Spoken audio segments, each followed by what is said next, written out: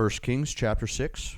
And it came to pass in the 418th year after the children of Israel were come out of the land of Egypt, in the 4th year of Solomon's reign over Israel, in the Mount Zeph, which is the 2nd month, that he began to build the house of the Lord. And the house which King Solomon built for the Lord, the length thereof was threescore cubits, the breadth thereof 20 cubits, and the height thereof 30 cubits. And the porch before the temple of the house 20 cubits was the length thereof, according to the breadth of the house, and 10 cubits was the breadth thereof before the house. A cubit is measured from, it's an ancient measurement from the elbow to the middle finger. That's a cubit. And for the house he made windows of narrow lights. And against the wall of the house he built chambers round about. Against the walls of the house round about, both the temple and of the oracle. And he made chambers round about. The nethermost chamber was 5 cubits broad, and the middle was 6 cubits broad, and the third was 7 cubits broad. For without in the wall of the house he made narrowed rests round about. And the beams should not be fastened in the walls of the house. And the house, when it was building, was built of stone made ready before it was brought thither, so that there was neither hammer nor axe nor any tool of iron heard in the house, while it was in building. The door for the middle chamber was in the right side of the house, and they went up with winding stairs unto the middle chamber, and out of the middle unto the third. So he built the house and finished it, and covered the house with beams and boards of cedar. And then he built chambers against all the house, 5 cubits high, and they rested on the house with timber of cedar. And the word of the Lord came to Solomon, saying, Concerning this house which thou art in building, if thou wilt walk in my statutes and execute my judgments, and keep all my commandments to walk in them, then will I perform my word with thee, which I spake unto David thy father.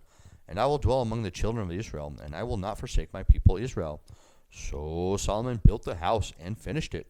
And he built the walls of the house within with boards of cedar, both the floor of the house and the walls of the ceiling, and he covered them inside with wood, and covered the floor of the house with planks of fir. And he built 20 cubits on the sides of the house, both the floor and the walls with boards of cedar. He even built them for it within, even for the oracle, even for the most holy place. And the house, that is, the temple before it, was 40 cubits long. And the cedar of the house, which was carved with knops and open flowers, all was cedar. There was no stone seen. And the oracle he prepared in the house within. He set there the ark of the covenant of the Lord. And the oracle in the forepart was 20 cubits in length, and 20 cubits in breadth, and 20 cubits in height thereof. And he overlaid it with pure gold, and was covered the altar with what, and so covered the altar which was of cedar. So Solomon overlaid the house within with pure gold. And he made a partition by the chains of gold before the oracle, and he overlaid it with gold.